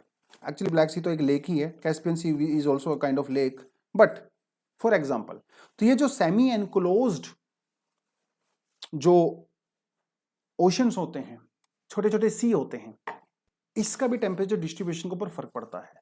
तो आपके जो मिड लैटिट्यूड्स होते हैं या फिर जो लो लैटिट्यूड्स होते हैं, वहां पे जो सेमी एनक्लोज्ड सीज होते हैं उनका टेम्परेचर कंपैरेटिवली ज्यादा होता है। लेकिन जो हायर लैटिट्यूड्स होते हैं, वहां पे जो एनक्लोज्ड सीज होते हैं, वहां उनका टेम्परेचर कंपैरेटिवली कम होता है। जैसे एग्जांपल के लिए नॉर्थ सी देख लो आप, नॉर्थ सी जो है वो हायर लैटिट्यूड में सिचुएटेड है, इसका मतलब ये अपने सराउंडिंग से ठंडा होगा, क्योंकि इसके अंदर जो है गर्म पानी मिक्स ही नहीं हो रहा है। अरे गर्म पानी मिक्स होता तो टेम्परेचर इंक्रीज भी होता, है ना। उसके अलावा जैसे आपका यहाँ पे और आप यहाँ पे जो है और छोटे मोटे आरा फुरा सी जो यहाँ पे है उसको देख सकते हो, बैफिन बे यहाँ पे जो है ये काफी ठंडे होते हैं as compare to Mediterranean ocean और the Red Sea and all that, ठीक है। तो इससे भी यहाँ पे फर्क पड़ता है। एनक्लोज्ड सी, सीधी सी बात है भैया, जब आपका बड़े ओशन के साथ जब मिक्सिंग ही नहीं होगा तो टेम्परेचर डिस्ट्रीब्यूशन भी नहीं होगा, तो मिक्सिंग ना होने की वजह से टेम्परेचर कम और ज्यादा होता है, ठीक है। चलिए, now let's talk about another topic which talks about the distribution of the water, ठीक है। Distribution of the water in the sense that हम लोग यहां पे करेंगे हॉरिजॉन्टल और वर्टिकल डिस्ट्रीब्यूशन के बारे में। देखिए, यह बात बिल्कुल आसानी से समझ में आ सकती है कि जो टेम्परेचर का जो डिस्ट्रीब्यूशन होता है वाटर के अंदर वो कैसा होगा। जो सन होता है, सन की जो इंसुलेशन आती है, तो डेफिनेटली वो सबसे ज्यादा तो सरफेस के वाटर के ऊपर ही पड़ती है, लेकिन जैसे जैसे वो सनरेज डीप जाती रहती हैं वो डिस्ट्रॉय होती रहती है। मतलब हमारी जो इंसुलेशन है, जो सनलाइट है, वो सबसे ज्यादा अपर सरफेस को ही हीट अप करेगा। जैसे जैसे आप जो है वर्टिकली डाउन जाते रहते हो, वैसे वैसे ही पानी ठंडा भी होता रहता है। तो इस बात में कोई डाउट नहीं कि ओशन का जो वाटर है वो टॉप से लेके बॉटम तक टेम्परेचर जो है वो हाई से लो की तरफ जाता है। आपके सरफेस का वाटर ज्यादा होगा और डीप का वाटर टेम्परेचर जो है वो कम होगा। ये बात जो है कोई सी ज्यादा इसमें ज्यादा कॉम्प्लेक्स नहीं, लॉजिक नहीं लगाना है। लेकिन ये जो लॉजिक मैंने आपको बताया है, यह लॉजिक टेम्परेट और ट्रॉपिकल और सब ट्रॉपिकल रीजन में ही अप्लाई होता है। यह लॉजिक आपका पोलर रीजन में अप्लाई नहीं होगा। इसका मतलब जो लेयर स्ट्रक्चर होता है हमारे ओशन वाटर का, जो लेयर्स होती हैं अकॉर्डिंग टू द टेम्परेचर, वो आपके ट्रॉपिकल और सब ट्रॉपिकल रीजन में ही लागू होती हैं। हायर लैटिट्यूड्स पे इस तरह की लेयर्स नहीं पाई जाती, ठीक है। तो जब आप लेयर्स की बात करते हो तो आप इस डायग्राम को जरूर देखें। यहाँ पे ये डायग्राम एनसीईआरटी में बहुत शानदार डायग्राम दिया हुआ है। तो इसके अकॉर्डिंग जो टॉप की जो लेयर होती है अप टू 500 मीटर, यहां पे टेम्परेचर सबसे ज्यादा होता है, ठीक है, टेम्परेचर होता है सबसे ज्यादा।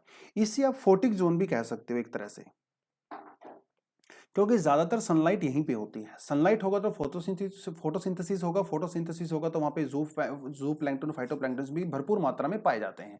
तो आपकी जो मोस्टली मरीन लाइफ होती है वो फोटिक जोन में ही आपकी आती है। लेकिन जैसे जैसे आप डीप जाते रहते हो, 500 मीटर से लेके 1000 मीटर तक एक बड़ी ही अजीब सी लेयर आती है।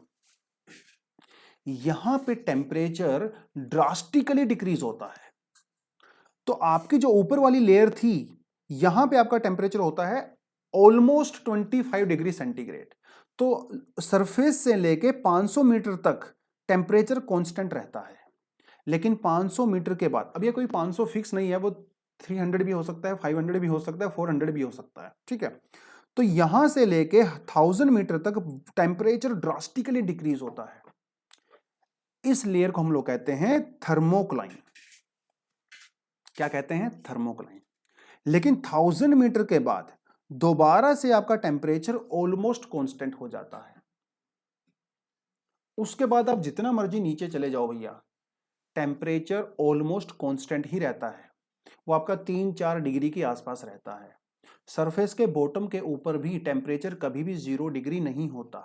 अगर टेम्परेचर 0 डिग्री हो गया तो वाटर फ्रीज हो जाएगा, और ओशन बॉटम में वाटर कभी भी फ्रीज नहीं होता है, वो 4 डिग्री के लगभग रहता है। तो ये 3 लेयर की वेरिएशन हमारे यहाँ पे पाई जाती हैं। तो जो सबसे ऊपर वाली लेयर होती है इसे कहते हैं फोटिक जोन। यहाँ पे टेम्परेचर रहता है कांस्टेंट। मिडल वाली जो लेयर होती है इसे कहते हैं थर्मोक्लाइन, और जो सबसे नीचे वाली लेयर होती है इसे आप ए फोटिक जोन भी एक तरह से कह सकते हो। ए फोटिक जोन जहां पे सनलाइट नहीं पहुंचती है। ये 3 लेयर, बट ये सोचने वाली बात है कि ये जो तीनों लेयर है ना, आपको ये ट्रॉपिक्स रीजन में देखने को मिलेंगी, टेम्परेट रीजन में और पोलर रीजन में देखने को नहीं मिलती हैं। अब आप बोलोगे सर ऐसा क्यों? क्योंकि पोलर रीजन में तो टेम्परेचर इतना कम होता है कि सरफेस का टेम्परेचर ही ऑलमोस्ट 0 डिग्री होता है ना। सरफेस का टेम्परेचर ही 0 डिग्री से शुरू होता है, तो लेयर का वो सवाल ही पैदा नहीं होता। उल्टा जैसा जैसे आप डीप जाते रहते हो टेम्परेचर थोड़ा सा इंक्रीज होता है, डिक्रीज होने की बजाय, क्योंकि पोलर रीजन में जो ओशन का सरफेस वाटर होता है वो तो कंप्लीटली फ्रोजन होता है। जैसे जैसे नीचे जाओगे टेम्परेचर थोड़ा सा इंक्रीज होता है। तो 0 से 1, 1 से 2, 2 से 3, 3 से 3.5, 3.5 से लेकर 4 डिग्री, बस रुक जाओ वहां पे। तो ये जो सिचुएशन है ना, इसका मतलब ये है कि आपका पोलर रीजन वगैरह के अंदर लेयर्स नहीं होती, ट्रॉपिकल रीजन के अंदर ही लेयर्स पाई जाती हैं। ये आपको ध्यान रखना है, ठीक है। तो ये थोड़ा सा लॉजिक आपको समझना पड़ेगा। टेम्परेचर रीजन में क्या, टेम्परेट रीजन्स में क्या होता है, मतलब 35 मतलब आप 40 डिग्री, 40-45 लैटिट्यूड पे, 50-60 लैटिट्यूड पे क्या होता है, विंटर में तो लेयर खत्म हो जाती हैं, लेकिन समर में दोबारा से आ जाती हैं। क्योंकि विंटर में वहां पे जो है टेम्परेचर काफी 0 डिग्री के आसपास हो जाता है, और समर में वही टेम्परेचर आपका 15-20 डिग्री के आसपास हो जाता है, ठीक है। तो वो थोड़ी सी वही सारी चीजें इसने यहाँ पे बता रखी हैं। थर्मोक्लाइन जोन का बता रखा है, कहता है कि about 90% of the total volume of the water is found below the thermocline. तो थर्मोक्लाइन से ऊपर 10%, थर्मोक्लाइन के नीचे 90%। In this zone temperature approaches up to 0। देखिए वो कह रहा है temperature approaches to the 0 degree, but it never reaches to the 0 degree. दोनों चीजों में फर्क है। डायग्राम को देखो ध्यान से, यहां पे टेम्परेचर 0 डिग्री के तरफ जाने की कोशिश कर रहा है, मतलब 0 डिग्री को अप्रोच कर रहा है, लेकिन 0 डिग्री कभी भी होता नहीं है, ध्यान रखना है आपने, ठीक है। उसी पॉइंट को बार बार कह रहा है। तो ये हो गई हमारी फर्स्ट लेयर, ठीक है। फर्स्ट लेयर का जो टेम्परेचर वो 20 से 25 होता है। फिर आपकी आती है सेकंड लेयर जो 500 मीटर से 1000 मीटर के बीच में होती है, थर्मोक्लाइन जिसको बोलते हैं, है ना। फिर आती है आपकी थर्ड लेयर जो डीप ओशन वाटर में होता है ना। तो surface water temperature is close to 0 in the Arctic and the Antarctic region, तो इसलिए वहां पे there is no layer, only one layer of the cold water exist. There are not 3 layers, only one layer exist. Ocean का जो average temperature होता है that is 27 degree temperature, and this temperature decreases from equator towards the poles. We very well know that most of the insulation exist, मतलब tropics are the heat surplus areas, ठीक है। आगे कहता है the rate of decrease of the temperature with the increase latitude is generally 0.5 degree centigrade. तो एक latitude आप increase हो गए ना तो टेम्परेचर 0.5 डिग्री सेंटीग्रेड डिक्रीज होता है। तो जैसे जैसे आप इक्वेटर से 0 डिग्री से 1 पे जाओगे, 1 से 2, 3, 4, 5 ऐसे 90 तक जाते रहोगे, टेम्परेचर डिक्रीज होता रहेगा। एक बहुत शानदार एग्जांपल इसने यहाँ पे दिया है, कहता है कि 20 डिग्री लैटिट्यूड पे टेम्परेचर होगा 22 डिग्री सेंटीग्रेड, 40 डिग्री लैटिट्यूड पे टेम्परेचर होगा 14 डिग्री सेंटीग्रेड, और जैसे जैसे आप पोल्स पे जाओगे टेम्परेचर हो जाता है 0 डिग्री सेंटीग्रेड। तो ये एग्जांपल आपको साफ साफ बताता है कि जैसे जैसे आपका लैटिट्यूड इंक्रीज होगा वैसे वैसे आपका टेम्परेचर डिक्रीज होगा, है ना, इनवर्सली प्रोपोर्शनल होते हैं। तो ये सारी जो है चीज़ें उसी के बारे में बता रखी हैं इसने, और बाकी यहाँ पे कुछ है नहीं। अनइक्वल डिस्ट्रीब्यूशन ऑफ लैंड होती है, ठीक है, maximum temperature at their surface, ठीक है, डेफिनेटली। तो फिर वो टेम्परेचर धीरे धीरे लोअर लेयर्स में चलता रहता है because of the conduction and all that, है ना। 200 डिग्री सेंटीग्रेड टेम्परेचर, थर्मोकोलाइन, वो सारी की सारी चीज़ें यहाँ पे बता रखी हैं, और कुछ खास नहीं है, जो मैंने आपको बताया वही लिखा हुआ है। और टेम्परेचर तो हमारा हो गया। Now let's talk about the salinity. Salinity का टेम्परेचर से क्या रिश्ता होता है ऑलरेडी हम लोग कर चुके हैं। टेम्परेचर जब इंक्रीज होता है तो सैलिनिटी भी इंक्रीज होती है, क्योंकि टेम्परेचर जब इंक्रीज होगा तो इवेपोरेशन होगा। अब इवेपोरेशन से वाटर तो चला गया हवा में, पीछे से क्या बचा, पीछे बचा सोल्ट, इसका मतलब सैलिनिटी इंक्रीज होगी। तो जब जब टेम्परेचर इंक्रीज होगा इवेपोरेशन बढ़ेगा, इवेपोरेशन बढ़ेगा तो सैलिनिटी भी बढ़ेगी। ये आपने लॉजिक यहां पे याद रख लेना है। लेकिन क्या सिर्फ टेम्परेचर ही सैलिनिटी का फैक्टर है? नहीं, there are many other factors जिसकी वजह से आपकी सैलिनिटी इंपैक्ट होती है। तो पहला तो ये हो गया, इवेपोरेशन हो ही गया। एक होता है प्रेसिपिटेशन। प्रेसिपिटेशन का मतलब होता है कि एडिशन ऑफ एक्स्ट्रा वाटर। जितना ज्यादा प्रेसिपिटेशन होगा उतनी ही सैलिनिटी कम होगी, क्योंकि फ्रेश वाटर ऐड हो रहा है तो सैलिनिटी तो डेफिनेटली अपने आप ही कम होगी। और जब इवेपोरेशन होगा तो सैलिनिटी बढ़ेगी। इवेपोरेशन और प्रेसिपिटेशन आपस में इंटररिलेटेड होते हैं, इसमें कोई डाउट ही नहीं है। अब आप यहाँ पे चीज देखिए कि इक्वेटर वाला जो रीजन होता है, इक्वेटर में प्रेसिपिटेशन ज्यादा होती है, इसका मतलब इक्वेटर में सैलिनिटी कम पाई जाती है। लेकिन जो ट्रॉपिक्स एरिया होते हैं, ट्रॉपिक्स में आपको जो है बात कर रहा हूँ, ये 20, 30, 40 डिग्री लैटिट्यूड के बारे में बात कर रहा हूँ, यहाँ पे इवेपोरेशन ज्यादा होता है, प्रेसिपिटेशन कम होती है। इसका मतलब यहाँ पे इस लेयर में सैलिनिटी भी ज्यादा पाई जाती है ना। थोड़ा सा आगे हम लोग डिस्ट्रीब्यूशन के बारे में बात करेंगे ही। उसके अलावा कहता है जो कोस्टल एरियाज होते हैं जहां पे लगातार फ्रेश वाटर ऐड होता रहता है, जैसे जो रिवर्स होती हैं, है ना, जैसे आप बे ऑफ बंगाल की बात करो तो वहां पे जो रिवर्स हैं लगातार फ्रेश वाटर ऐड करती रहती हैं, और जब फ्रेश वाटर ऐड होता है तो सैलिनिटी कम हो जाती है। उसके अलावा जब ओशन का वाटर फ्रीज हो जाता है, फ्रीज हो जाता है तो पीछे से क्या रह जाता है, पीछे रह जाता है सोल्ट, तो वहां पे सैलिनिटी इंक्रीज हो जाती है। या फिर कहीं पे जब आइस होती है, अब पोलर एरिया की ही बात कर लो, तो समर में वहां पे सैलिनिटी इंक्रीज हो जाती है बिकॉज वहां पे जो ओशन वाटर है वो आइस में कन्वर्ट हो जाता है। लेकिन समर में क्या होता है, समर में वही वाटर आइस जो है वो पिघल जाती है, मेल्ट हो जाती है, और वो फ्रेश वाटर बन के ओशन में ऐड हो जाती है। इसका मतलब समर में सैलिनिटी कम हो जाती है इन द पोलर रीजन्स।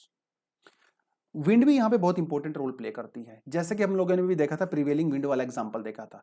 तो जितनी ज्यादा विंड चलेगी वो सलाइन वाटर को एक एरिया से दूसरे एरिया में डिस्ट्रीब्यूट करती रहती है।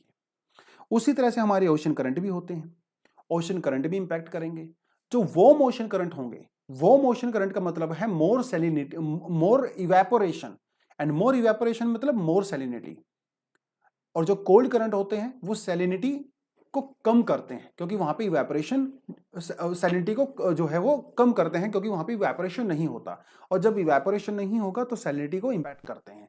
तो ये कुछ फैक्टर्स होते हैं जो हमारे सैलिनिटी को इंपैक्ट करते हैं, addition of the fresh water, insolation, temperature, wind, ठीक है, वो सारी की सारी चीजें। लेकिन क्वेश्चन ये उठता है कि सैलिनिटी एक्चुअली होती क्या है। सैलिनिटी का मतलब होता है सोल्ट, कि हमारे वाटर के अंदर कितना सोल्ट प्रेजेंट है। तो हमारे ओशन वाटर के अंदर खूब सारा सोल्ट पाया जाता है। जो आपका टेबल सोल्ट होता है ना, नमक जो होता है जिसे हम लोग खाने में यूज करते हैं, वो आपका ओशन से ही तो आता है ना। सोल्ट सत्याग्रह तो आपको पता होगा, गांधी जी ने सोल्ट सत्याग्रह किया था, दांडी मार्च यात्रा की थी उन्होंने, है ना, दांडी में पहुंच के नमक बनाया था। तो नमक बनाया कैसे जाता है, ओशन के वाटर को सिंपली हम लोग क्या करते हैं, बाल्टी से या किसी पंप वगैरह से कहीं पे उसको कलेक्ट करते हैं और उसको ओपन छोड़ देते हैं। तो धीरे धीरे टेम्परेचर ज्यादा होने की वजह से इवेपोरेशन होता है, तो वाटर हो जाता है इवेपोरेट, पीछे से बचता है नमक। आप उस नमक को कलेक्ट कर लेते हो, थोड़ा बहुत उसको प्योरीफाई वगैरह करके आप उसको आराम से कंज्यूम कर सकते हो। तो हमारे ओशन वाटर के अंदर खूब सारा सोल्ट पाया जाता है। अलग अलग तरह का सोल्ट होता है, सोडियम क्लोराइड भी होता है, मैग्नीशियम क्लोराइड भी होता है, कैल्शियम क्लोराइड भी होता है, लेकिन जो सबसे ज्यादा होता है वो आपका सोडियम क्लोराइड ही पाया जाता है। ठीक है, आप यहाँ पे देख सकते हो जो है सोडियम क्लोराइड जो है आपका सोडियम भी पाया जाता है, क्लोरीन भी पाया जाता है। ठीक है, लेकिन जो NaCl है, सोडियम क्लोराइड है ना, ये सबसे ज्यादा वहां पे पाया जाता है। सल्फेट मैग्नीशियम क्लोराइड पाया जाता है, कैल्शियम क्लोराइड भी पाया जाता है, ब्रोमीन, बैरोएट, है ना, अलग अलग तरह का सोल्ट पाया जाता है। टॉप 4 वाले आप याद कर सकते हो एग्जाम के परस्पेक्टिव से, अगर आपको याद करना है तो। ठीक है, अब इसको मेजर कैसे करते हैं? इसकी जो मेजरमेंट की यूनिट होती है वो हम लोग मेजर करते हैं इन द सेंस कि 1000 ग्राम ओशन वाटर में कितना ग्राम जो है सोल्ट है, मतलब 1 किलोग्राम सोल्ट के अंदर कितना ग्राम सोल्ट पाया जाता है, उससे हम लोग मेजर करते हैं उसकी सैलिनिटी। एवरेज जो सैलिनिटी होती है ओशंस की वो होती है अराउंड 35,000 पर 35 पार्ट्स पर 1000, क्योंकि इसमें हम लोग को पार्ट्स में जो है करते हैं। ठीक है, पार्ट्स में करते हैं। तो 0 डिग्री से लेके, हालांकि 0 डिग्री होता नहीं है, कहीं ना कहीं सोल्ट तो हर जगह ही होता है, लेक के अंदर भी, रिवर के अंदर भी, लेकिन फिर भी हम लोग चलो 0 से मान लेते हैं। 0 डिग्री से लेके 27, मतलब ये जो 24.7 डिग्री पार्ट्स पर 1000, ये जो इससे इससे ज्यादा अगर सैलिनिटी होगी तो उसे हम लोग सलाइन वाटर कहते हैं। क्या कहते हैं? Saline water. और ये जो लिमिट होती है इसे होती है ब्रैकिश वाटर। इससे कम की लिमिट होगी तो इसे कहते हैं ब्रैकिश वाटर। लेकिन अगर 5 पार्ट्स पर 1000 से अगर कम होता है तो इसे बोलते हैं फ्रेश वाटर। तो 3 तरह का वाटर हमारे पास होता है, फ्रेश वाटर, ब्रैकिश वाटर और सलाइन वाटर। तो 5 पर 1000 अगर सोल्ट होगा सैलिनिटी, इट इज फ्रेश। 5 के बीच में, 24 के बीच में होगा तो ब्रैकिश, और अगर 24 से ज्यादा होगा तो उसे कहते हैं सलाइन वाटर या कंप्लीटली सोल्ट वाटर कह सकते हो। ठीक है, तो ये थोड़ी सी आपको जानकारी यहाँ पे जाननी पड़ेगी। अब दुनिया में जो सबसे ज्यादा सैलिनिटी पाई जाती है वो एक लेक है टर्की के अंदर जिसे कहा जाता है लेक वॉन।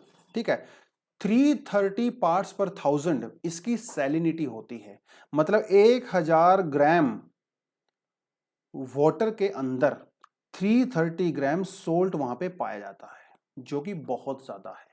और सोल्ट का डायरेक्ट रिलेशन होता है डेंसिटी के साथ। जितनी ज्यादा सैलिनिटी होगी उतनी ही ज्यादा डेंसिटी भी होगी। तो काफी डेंस वाटर होता है, काफी हैवी वाटर होता है। ऐसे ही आपकी एक डेड सी जो लेक होती है, ये आपकी होती है इजराइल और जॉर्डन के पास में होती है।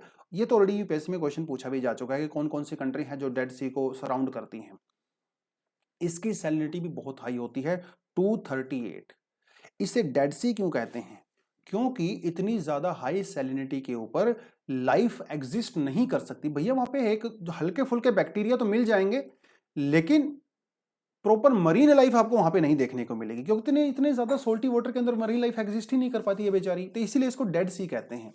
और ये इतना ज्यादा डेंस होता है कि अगर आप वहां पे तैरना भी नहीं आता है ना, फिर भी आप वहां पे आराम से जंप कर सकते हो, आप डूबोगे नहीं, आप ऊपर की तरफ तैरते रहोगे, क्योंकि इस वाटर की डेंसिटी आपकी बॉडी की डेंसिटी से ज्यादा होती है। ठीक है, तो आपको पहले ही पता है कि जो लेस डेंस ऑब्जेक्ट्स होते हैं वो फ्लोट करते हैं, तो यू विल फ्लोट देयर। तो आराम से आप वहां पे जाके स्विमिंग कर सकते हो। फिर ग्रेट सॉल्ट लेक आता है आपकी, ठीक है, तो ये आप थोड़ा सा देख सकते हो। Now let's talk about the horizontal distribution of salinity. Already मैं आपको बता चुका हूं, जहां पे ज्यादा टेम्परेचर होगा वहां पे ज्यादा इवापोरेशन होगा, इवापोरेशन होगा तो सैलिनिटी भी ज्यादा होगी। जहां पे ज्यादा प्रेसिपिटेशन होगा वहां पे एडिशन ऑफ फ्रेश वाटर होगा, वहां पे सैलिनिटी कम होगी, है ना। फ्रीजिंग वाला का एग्जांपल दे दिया, जहां पे ज्यादा वाटर फ्रीज होगा वहां पे सैलिनिटी ज्यादा होती है, क्योंकि फ्रीजिंग होने से पीछे सोल्ट रह जाता है। लेकिन जहां पे आइस मेल्ट होता है, मेल्ट होने से फ्रेश वाटर दोबारा से ऐड हो जाता है, तो वहां पे सैलिनिटी कम हो जाती है। तो ये पूरे का पूरा चक्कर इस तरह से चलता रहता है। कहता है the salinity for the normal open ocean ranges between 33 से लेके 37 डिग्री, एक नॉर्मल रेंज होती है। तो जिसको आप बीच में जो है 35 मान सकते हो, कि जो एवरेज सैलिनिटी होती है दैट इज 35 पार्ट्स पर 1000। लेकिन ये इसके अंदर बहुत सारी वेरिएशंस होती हैं, जैसे रेड सी की जो सैलिनिटी होती है दैट इज 45 पार्ट्स पर 1000। अब आप बोलोगे सर रेड सी की क्यों होती है? ऑलरेडी मैं आपको बता चुका हूं, जो कि सेमी एनक्लोज्ड हमारे सी होते हैं। देखिए रेड सी तो सेमी एनक्लोज्ड है ना, और ये टेम्परेट ट्रॉपिकल एरिया में भी पाया जाता है। इसका मतलब इसका टेम्परेचर ज्यादा होता है। टेम्परेचर ज्यादा, इवेपोरेशन ज्यादा, इवेपोरेशन ज्यादा तो सैलिनिटी भी ज्यादा। इसी वजह से रेड सी की सैलिनिटी हाई होती है 45 पार्ट्स पर 1000। ठीक है, 45 पार्ट्स पर 1000। अब ये बात करता है पैसिफिक ओशन की। पैसिफिक ओशन के अंदर भी बहुत ज्यादा वेरिएशंस पाई जाती हैं, क्योंकि पैसिफिक ओशन एक तो बहुत बड़ा है। ठीक है, इसकी शेप भी जो है ऑलमोस्ट सर्कुलर होती है, उसका भी यहाँ पे फर्क पड़ता है। तो कहता है कि पैसिफिक ओशन का जो वेस्टर्न पार्ट होता है, यहां पे जो सैलिनिटी है वो कितनी पाई जाती है, 35 पार्ट्स से लेके 31 पार्ट्स पर 1000, पार्ट्स पर 1000 के लगभग पाई जाती है। ठीक है, और कहता है western part of the northern hemisphere के बारे में बात कर रहा है, और influx of the melted water from the Arctic region. जो आपके पैसिफिक ओशन का जो पार्टिक रीजन होता है, ये वाला जो रीजन होता है ना, आर्कटिक वाला रीजन होता है, यहां से लगातार समर के सीजन में क्या होता है, फ्रेश वाटर ऐड होता रहता है। इसी वजह से वहां पे समर में सैलिनिटी कम हो जाती है। लेकिन ट्रॉपिकल रीजन में क्या होता है, ट्रॉपिकल रीजन में सैलिनिटी ज्यादा होती है पैसिफिक ओशन में। ठीक है, क्योंकि यहाँ पे टेम्परेचर ज्यादा होता है, इवेपोरेशन ज्यादा होता है। तो इस तरह से कोई फिक्स नहीं है, हॉरिजॉन्टल डिस्ट्रीब्यूशन कोई फिक्स नहीं है, वहां के जो लोकल फैक्टर्स होते हैं वो उसके ऊपर डिपेंड करता है वहां की सैलिनिटी। ठीक है, चलिए आगे कुछ और भी बात कर रहा है। बात करता है अटलांटिक ओशन के बारे में। कहता है अटलांटिक ओशन की जो एवरेज सैलिनिटी होती है दैट इज 36 पार्ट्स पर 1000, मतलब नॉर्मल सैलिनिटी होती है, लेकिन उसके अंदर भी वेरिएशन है। 15 डिग्री से 20 डिग्री लैटिट्यूड के बीच में हाईएस्ट सैलिनिटी पाई जाती है। ऑलरेडी मैं आपको बता चुका हूं, क्योंकि यहां पे हाईएस्ट टेम्परेचर होता है। हाईएस्ट टेम्परेचर मतलब हाईएस्ट सैलिनिटी होती है। उसके अलावा कहता है कि 20 डिग्री नॉर्थ और 30 डिग्री नॉर्थ के लैटिट्यूड और 20 डिग्री वेस्ट और 60 डिग्री वेस्ट लॉन्गिट्यूड, इसके बीच में जो सैलिनिटी होती है दैट इज अराउंड 37 पार्ट्स पर 1000 होती है। Now let's take an example of the North Sea. ठीक है, नॉर्थ सी में कहता है कि in spite of the high location of the higher latitudes record higher salinity due to the more saline water brought by the northern Atlantic drift. देखिए क्या कहता है, हमारा नदर्न ओशन कहां पे है, इसको मैं इरेज कर देता हूं यहां से। ठीक है, देखिए ये है हमारा नॉर्थ सी, ये है हमारा नॉर्थ सी। कहता है कि नॉर्थ सी हायर लैटिट्यूड पे होने के बावजूद भी यहां पे सैलिनिटी हाई होती है। इसका क्या रीजन है, इसका रीजन होता है वार्म करंट, जिसे हम लोगों ने अभी बात किया था, है ना, नॉर्थ अटलांटिक ड्रिफ्ट। तो ये क्योंकि जो वार्म ओशन करंट होता है, इस वार्म ओशन करंट की वजह से इसका टेम्परेचर इस एरिया का कंपैरेटिवली ज्यादा होता है, और जब टेम्परेचर ज्यादा होगा तो इवेपोरेशन भी ज्यादा होगा, इसकी वजह से सैलिनिटी भी ज्यादा होगी। अब ये सैलिनिटी बहुत ज्यादा हाई नहीं होती है, लेकिन अपने सराउंडिंग के कंपैरिजन में काफी हाई होती है। तो नॉर्थ सी हायर लैटिट्यूड पे होने के बावजूद भी हाई सैलिनिटी इसके अंदर होती है। कहता है बाल्टिक सी, बाल्टिक सी जो होता है यहां पे सैलिनिटी कम होती है। क्यों, क्योंकि बाल्टिक सी के अंदर क्या होता है, बाल्टिक सी के अंदर आप बहुत सारी ऐसी फ्रेश वाटर लेक्स होती हैं, फ्रेश वाटर और रिवर्स होती हैं, जो यहां पे लगातार पानी को ऐड करती रहती हैं, और जब फ्रेश वाटर ऐड होता है तो सैलिनिटी कम हो जाती है। ठीक है, चलिए आगे कहता है मेडिटेरेनियन सी की क्या खास बात है। जो मेडिटेरेनियन सी होता है इसकी सैलिनिटी कंपैरेटिवली ज्यादा होती है। ऑलरेडी मैं आपको बता चुका हूं, क्योंकि ये एक सेमी एनक्लोज्ड सी है, और सेमी एनक्लोज्ड सी का टेम्परेचर ज्यादा होता है, हाई वेपोरेशन होता है, जिसकी वजह से यहाँ पे सैलिनिटी भी ज्यादा होती है। कहता है ब्लैक सी, ब्लैक सी के अंदर भी सैलिनिटी कम होती है, क्योंकि यहां पे लगातार जो रिवर्स हैं वो फ्रेश वाटर को ऐड करती रहती हैं। तो दोस्तों यहाँ पे बहुत सारे फैक्टर्स जो है आपस में इंटर रिलेटेड होते हैं। टेम्परेचर होता है, इवेपोरेशन होता है, फ्रेश वाटर होता है, लैटिट्यूड होता है, डिपेंड करता है, और सीजन टू सीजन भी वेरी करता है। बात करता है इंडियन ओशन के बारे में। कहता है इंडियन ओशन की जो एवरेज सैलिनिटी होती है दैट इज 35 पार्ट्स पर 1000, जो कि दिखने में काफी नॉर्मल लगता है, लेकिन इंडियन ओशन के अंदर भी वेरिएशंस पाई जाती हैं। जो बे ऑफ बंगाल होता है, बे ऑफ बंगाल के अंदर सैलिनिटी कंपैरेटिवली कम होती है। क्यों, क्योंकि वहां पे रिवर्स फ्रेश वाटर ऐड करती रहती हैं, गंगा है, ब्रह्मपुत्र है, गोदावरी है, कृष्णा है, कावेरी है। फ्रेश वाटर ऐड होने की वजह से सैलिनिटी थोड़ी सी कम हो जाती है। लेकिन अरेबियन सी में सैलिनिटी कंपैरेटिवली हाई होती है, क्योंकि वहां पे ज्यादा इवेपोरेशन होता है और फ्रेश वाटर वहां पे ऐड नहीं होता इतना ज्यादा जितना बे ऑफ बंगाल में होता है।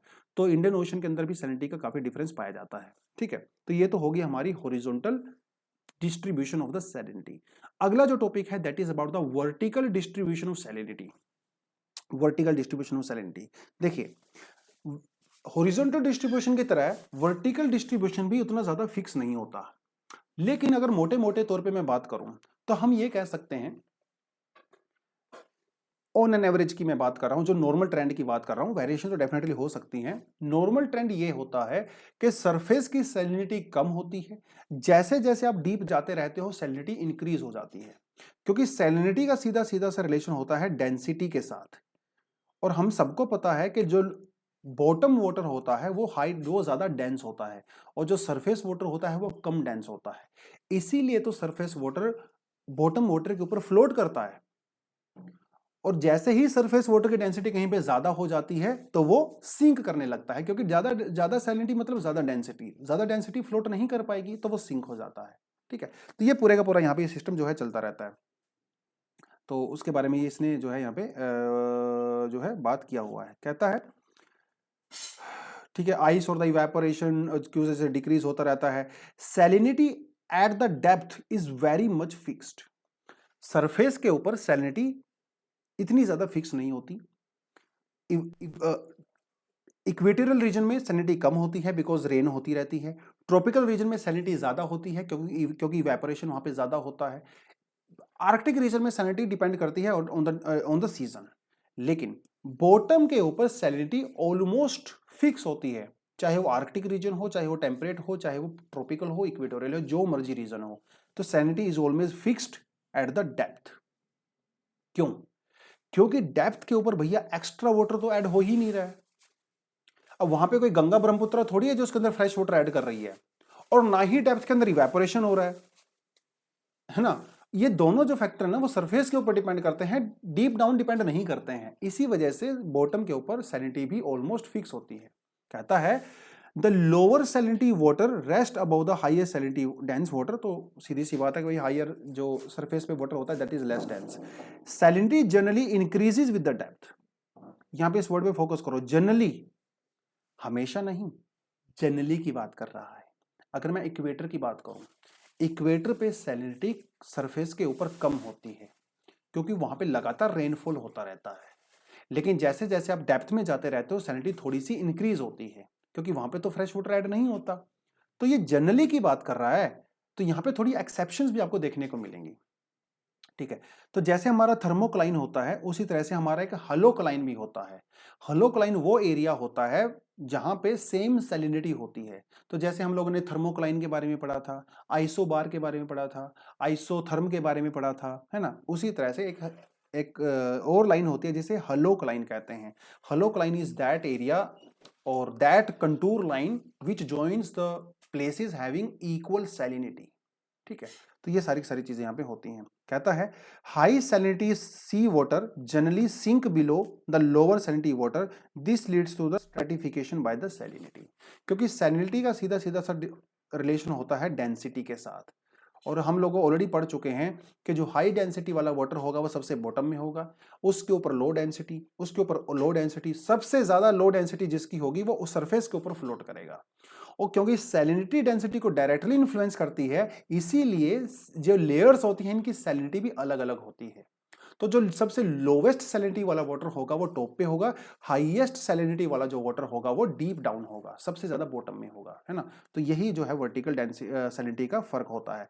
तो कहने का मतलब यह कोई एक रूल नहीं होता कि मैं आपको एक रूल बता दूं कि वर्टिकल डिस्ट्रीब्यूशन ये होगा, हॉरिजॉन्टल डिस्ट्रीब्यूशन ये होगा। वो डिपेंड करता है आप कौन से लैटिट्यूड पे हो, आप कितनी हाइट पे हो, है ना, कितनी डेप्थ में हो, उन सारे फैक्टर के ऊपर डिपेंड करता है ना।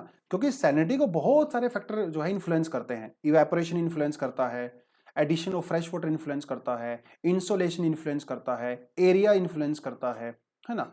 तो उस उनके dependent upon all those factors salinity, चाहे वो वर्टिकल डिस्ट्रीब्यूशन हो चाहे हॉरिजॉन्टल डिस्ट्रीब्यूशन हो, कोई एक फिक्स रूल नहीं होता। It changes according to the location, according to the latitude, according to the oceans, according to the land, है ना। वो सारी सारी चीजें यहाँ पे होती हैं। तो ये है हमारा सैलिनिटी और टेम्परेचर डिस्ट्रीब्यूशन। तो इस चैप्टर को हम लोग यही पे खत्म करेंगे। अगले चैप्टर में हम लोग पढ़ने वाले हैं movements of the ocean water. अब हमारे यहाँ पे दो तरह की मूवमेंट होती हैं, एक होती है हमारे यहाँ पे हॉरिजॉन्टल मूवमेंट होती है, एक हमारे यहाँ पे वर्टिकल मूवमेंट होती है। वर्टिकल मूवमेंट में हम लोग पढ़ने वाले हैं टाइड्स के बारे में, हॉरिजॉन्टल डिस्ट्रीब्यूशन में हम लोग पढ़ेंगे वेव्स के बारे में और ओशन करंट्स के बारे में। तो अगले चैप्टर में हम लोग अच्छे से ओशन करंट के बारे में आपको एक एक चीज करके पढ़ाऊंगा जितना हमारे एनसीईआरटी में दिया हुआ है। सो that is all for this chapter. I hope आपको समझ में आया होगा। अगर आपको समझ में आया है तो आप अगले चैप्टर को भी जरूर देखें, क्योंकि ये वाला चैप्टर और अगला चैप्टर जब कंबाइन करके आप पढ़ोगे ना, तभी आपका पूरी तरह से ओशियनोग्राफी अच्छी तरीके से कवर होगा। चलिए, that is all for the day. Thank you very much, all the best, जय हिंद।